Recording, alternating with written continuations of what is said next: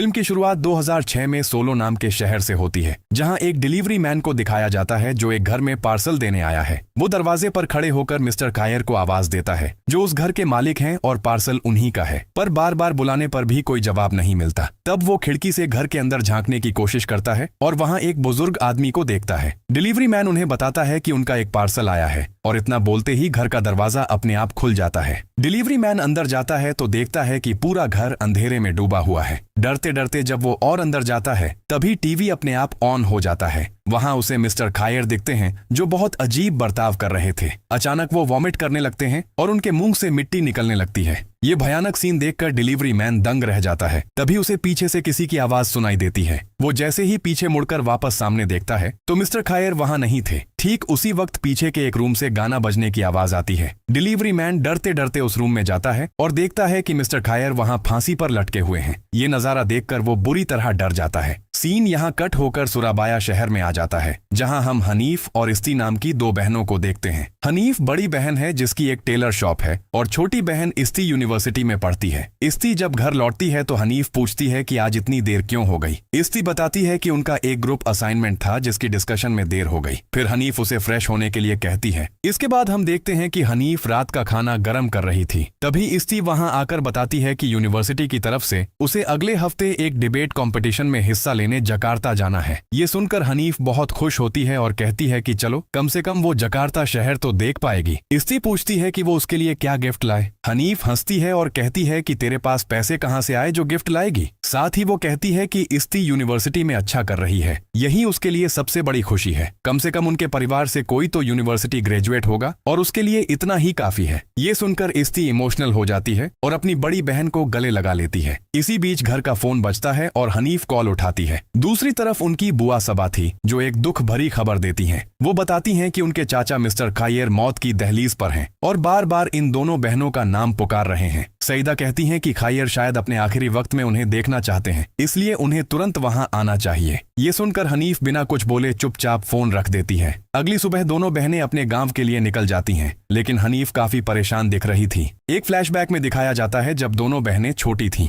एक दिन दोपहर में खेलकूद के बाद घर लौटने पर उनकी माँ उन्हें बहुत डांटती हैं। माँ कहती हैं कि उन्होंने कितनी बार मना किया है कि शाम होने से पहले घर आ जाया करो। माँ बताती हैं कि शाम के वक्त बाहर बहुत सारी बुरी शक्तियाँ निकलती हैं जो लोगों को नुकसान पहुंचाती हैं। माँ उन्हें डराती हैं कि क्या वो चाहती हैं कि वो बुरी ताकतें उन्हें भी नुकसान पहुंचाएं। दोनों बहनें नहीं कह देती हैं और माँ उन्हें हाथ मुंह धोकर आने को कहती हैं। उस रात डिनर के बाद जब माँ बर्तन साफ कर रही थी तभी अचानक लाइट्स ब्लिंक करने लगती हैं। माँ इस बात पर ज्यादा ध्यान नहीं देती और अपना काम करती रहती हैं। तभी उनके हाथ के पास रखी एक प्लेट अपने आप फर्श पर गिर जाती है। इससे पहले कि वो कुछ समझ पाती, एक स्टैटिक साउंड के साथ वो अजीब बर्ताव करने लगती है। ठीक उसी वक्त वहाँ छोटी हनीफ और इस्ती आ जाती हैं और अपनी माँ की ये हालत देखकर दंग रह जाती हैं। दोनों बहनें देखती हैं कि उनकी माँ बार बार एक ही बात कहे जा रही हैं। शाम होते ही जिन्न जाग उठते हैं और ये कहते कहते वो अचानक सोरोप सोरोप चिल्ला उठती हैं और बिल्कुल मिस्टर खायर की तरह मिट्टी की वॉमिट करने लगती हैं। सीन यहाँ प्रेजेंट में लौटता है जब दोनों बहनें अपने गांव के बस स्टैंड पर पहुंचती हैं। वहां वो देखती हैं कि उनके फूफा उन्हें रिसीव करने आए हैं। वो बैग्स लेकर उन्हें जल्दी से कार में बैठने को कहते हैं। रास्ते में हनीफ जब खायर की कंडीशन के बारे में पूछती है तो वो कोई जवाब नहीं देते। रात को जब वो पुराने घर पहुंचते हैं तो सईदा उन्हें अंदर ले जाती है और सबसे पहले खायर से मिलने को कहती है जो अपने कमरे में थे।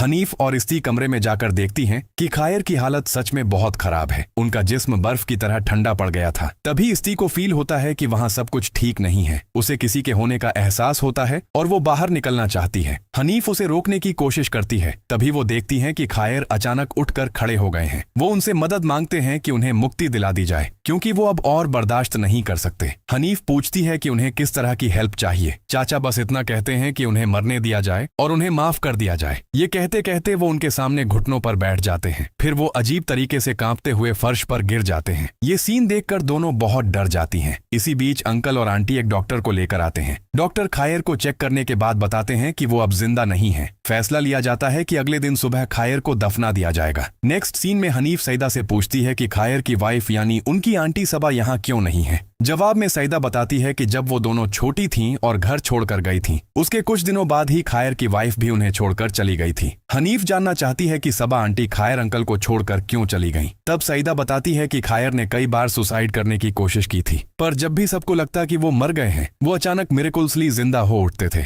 और इसी अजीब बात के डर से सबा उन्हें छोड़कर चली गई। सईदा बताती है कि खायर ने उन्हें बुलाकर कहा था कि वो चाहते हैं तुम दोनों यहाँ रहो ताकि वो शांति से मर सकें। फिर वो दोनों सोने के लिए अपने बचपन के उसी रूम में जाते हैं। वो देखते हैं कि कमरा बिल्कुल वैसा ही है जैसा वो छोड़कर गए थे। तभी इस्ती को बचपन की वो डॉल दिखती है जिससे हनीफ उसे डराया करती थी, ये कहकर कि ये डॉल रात को अपने आप बातें करती है। सोने से पहले इस्ती ने हनीफ से पूछा कि अंकल ने खुद को खत्म क्यों कर लिया। हनीफ ने जवाब दिया कि शायद आंटी सबा के छोड़ जाने की वजह से अंकल बहुत डिप्रेशन में थे। इस्ती ने अपना डर जाहिर करते हुए कहा, अगर आंटी सईदा की बात सच हुई और अंकल फिर से जिंदा हो गए तो? हनीफ ने उसे समझाया कि ऐसा कुछ नहीं होगा और इस्ती से कहा कि फालतू बातें न सोचे और सो जाए। जब वो सो जाते हैं तो दिखाया जाता है कि खायर अचानक उठकर बैठ जाता है। वो इस्ती के पास आकर कहता है, सिनोम। इस्ती चौकन्नी हो जाती है और देखती है कि उसकी बहन हनीफ वहाँ नहीं है और कमरे का दरवाजा भी खुला है। वो अपनी बहन को पुकारते हुए बाहर जाती है। हनीफ को ढूंढते ढूंढते वो अपने अंकल के रूम के सामने पहुंच जाती है और वहाँ का दरवाजा खुला देखकर वो बहुत डर जाती है। तभी उसे अपने पीछे अंकल की मौजूदगी फील होती है, पर जब वो पीछे मुड़कर देखती है तो वहाँ कोई नहीं होता। ठीक उसी वक्त बाथरूम से फ्लश होने की आवाज आती है और उसे समझ आता है कि हनीफ वॉशरूम में है। हनीफ जब बाहर आती है तो इस्ती कहती है कि उसने अंकल खायर के रूम का दरवाजा खुला देखा था। हनीफ को यकीन नहीं होता,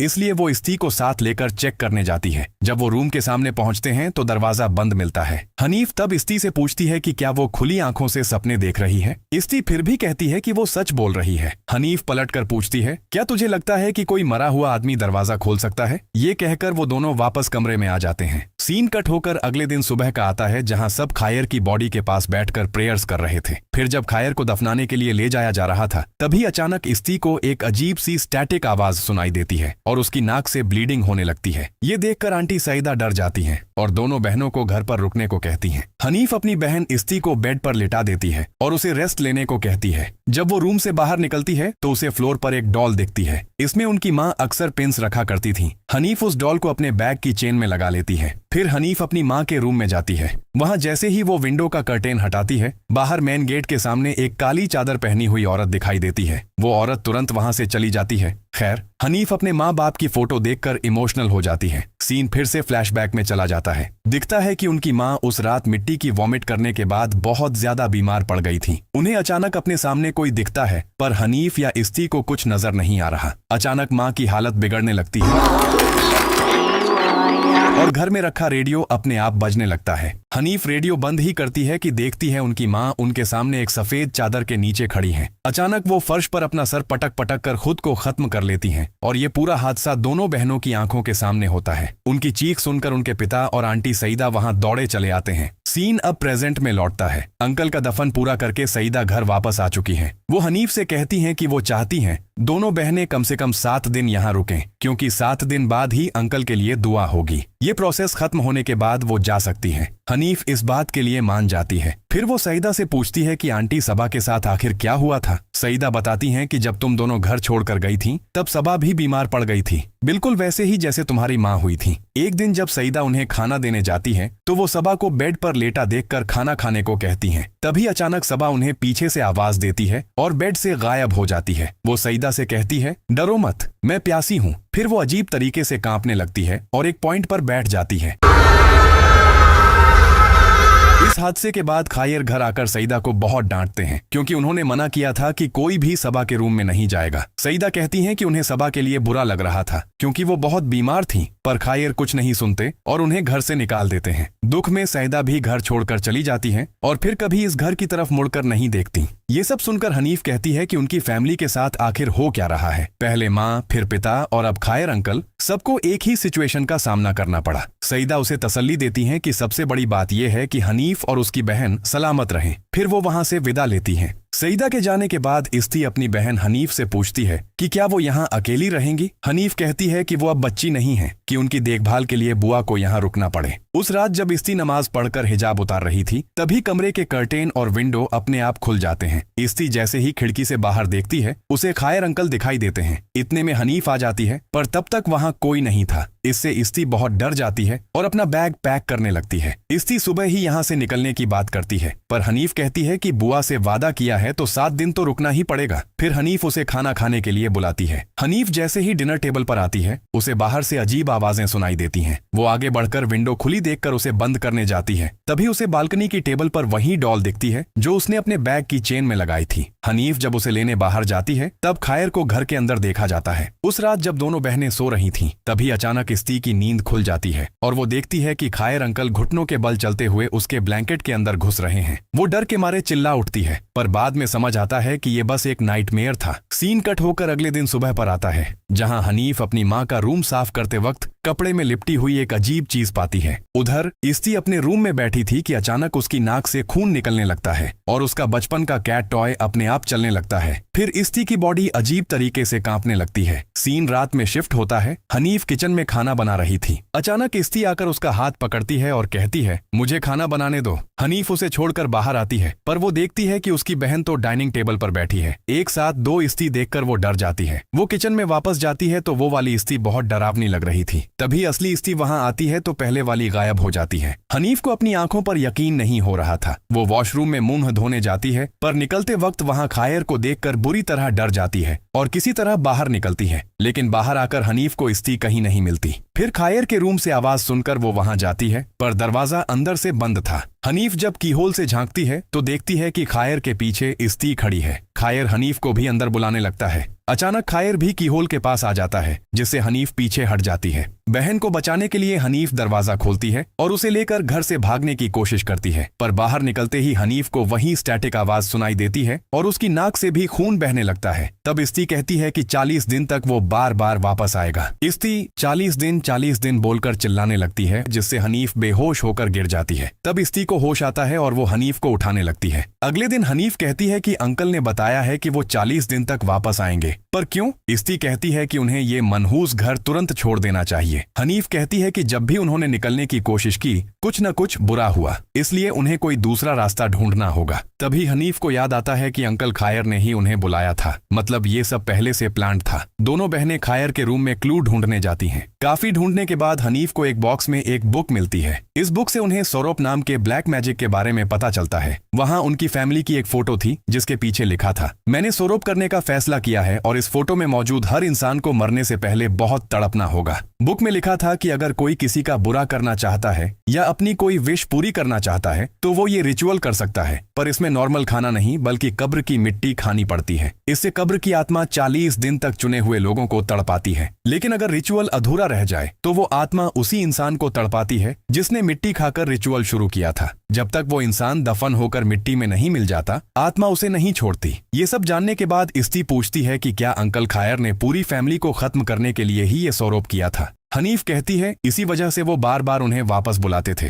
ताकि उन्हें खत्म करके ये रिचुअल पूरा कर सकें। हनीफ तुरंत ये सब अपनी बुआ सईदा को बताने के लिए फोन करती है, लेकिन सईदा को कुछ सुनाई नहीं दे रहा था। उल्टा फोन से खायर की आवाज आती है, मैं फिर से वापस आ रहा हूँ।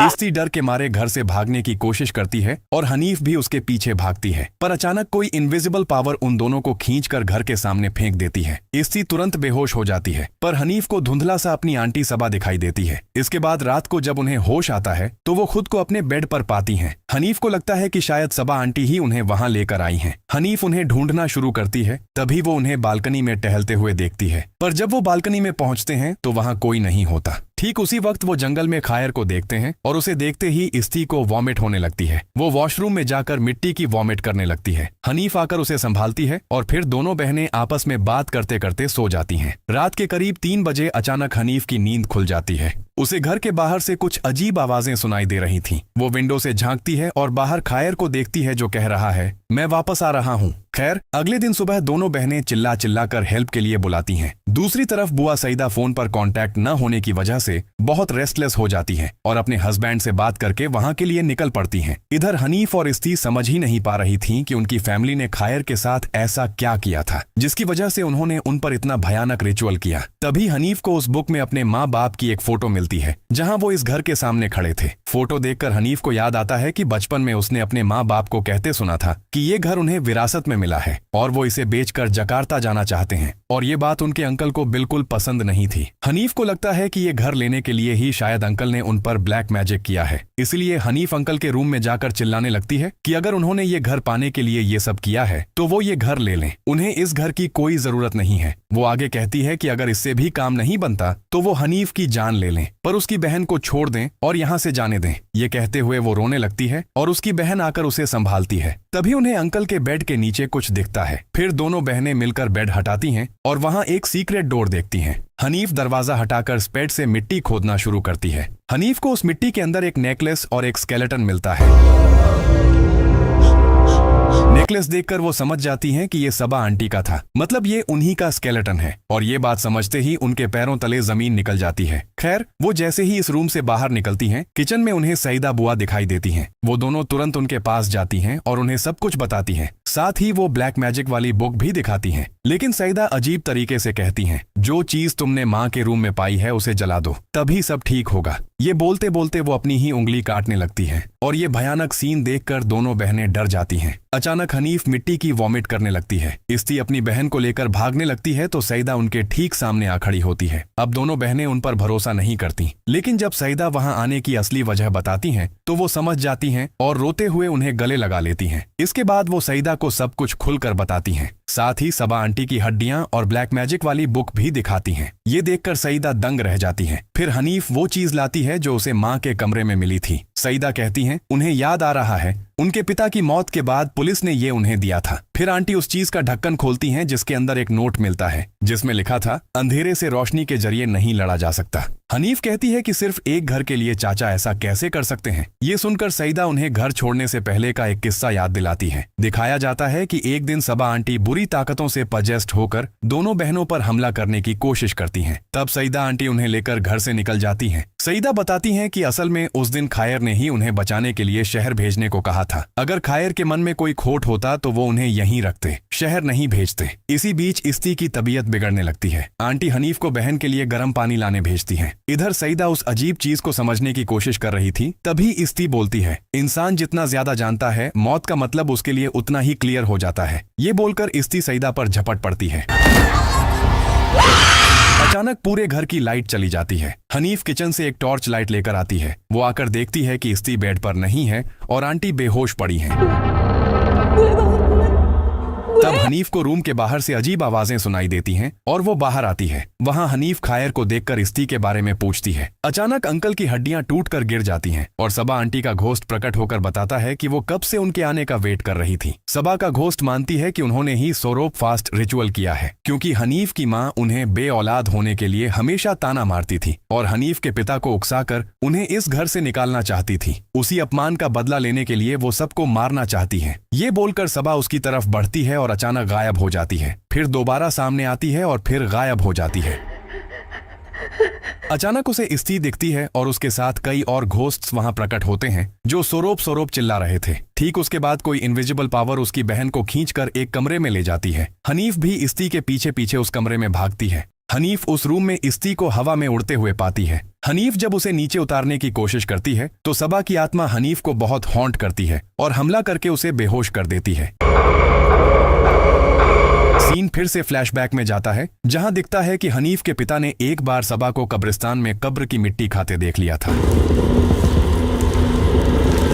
वो बात समझ जाते हैं और परिवार को बचाने के लिए एक शमन से कांटेक्ट करते हैं। उस शमन ने लकड़ी का वो वेपन बनाया था जिससे सोरोप नाम के इस रिचुअल को खत्म किया जा सके। लेकिन हनीफ के पिता जब वो वेपन लेकर घर लौट रहे थे तो रास्ते में उन्हें सबा खड़ी दिखती है। अचानक वो अपना कंट्रोल खो देते हैं और कार की विंडो के कांच पर अपना सर पटक पटक कर अपनी जान दे देते हैं। इधर सईदा बहुत कोशिश के बाद हनीफ को जगाती है। हनीफ उठते ही इस्ती को ढूंढती है। बुआ हनीफ के हाथ में उसके पिता वाली वो चीज देती है और कहती हैं, मुझे पूरा यकीन है कि इस बुरी ताकत को खत्म करने का यही एक रास्ता है। बुआ उसे समझाती हैं कि अंधेरे को रोशनी से नहीं लड़ा जा सकता। अंधेरे को खत्म करने के लिए और भी गहरे अंधेरे की जरूरत होती है। यानी इस बुरी शक्ति को खत्म करने के लिए और भी ज्यादा पावरफुल अंधेरी ताकत चाहिए। बात करते वक्त ही सबा फिर से सईदा पर हमला करके उन्हें बेहोश कर देती है। हनीफ जब बुआ को जगाने की कोशिश करती है तभी उसे इस्ती के रोने की आवाज आती है। हनीफ ढूंढते ढूंढते किचन में पहुंचती है जहां इस्ती मिलती है। इस्ती बहुत डरी हुई थी क्योंकि उस रूम के एक कोने में सबा की सोल दीवार पर चिपकी हुई थी। वो डर कर भागने लगती है और सबा का घोस्ट उनके पीछे पड़ जाता है।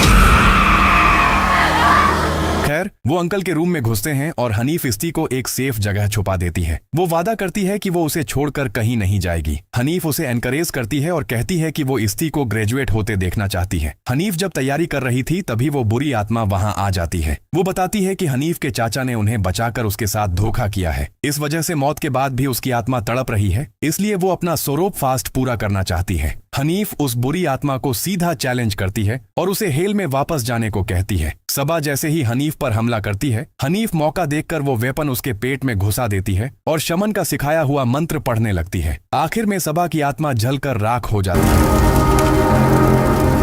सब कुछ शांत हो जाता है और सईदा बुआ दोनों बहनों को गले लगा लेती हैं। मूवी के पोस्ट क्रेडिट सीन में दिखाया जाता है कि हनीफ और इस्ती घर छोड़ने की तैयारी कर रहे हैं। हनीफ बताती है कि बुआ उन्हें स्टेशन छोड़ने आएंगी। तभी एक मिस्ट्री वुमन वहां आती है। वो कहती है कि वो अपनी लाल कवर वाली बुक लेने आई है। फिर वो कहती है कि जब तक 40 दिन पूरे नहीं होते वो ये घर छोड़कर नहीं जा सकती। तभी फिर से अंकल के रूम से सोरोप की आवाज आती है और वो औरत गायब हो जाती है। घर के सारे दरवाजे और खिड़कियां फिर से बंद हो जाते हैं। वो बचने के लिए और दरवाजा खोलने के लिए चिल्लाने लगती हैं। फिर जब कैमरा घर के बाहर जाता है तो दिखता है कि सईदा बुआ और उनके हस्बैंड कार के पास मरे पड़े हैं और यहीं पर ये मूवी खत्म हो जाती है।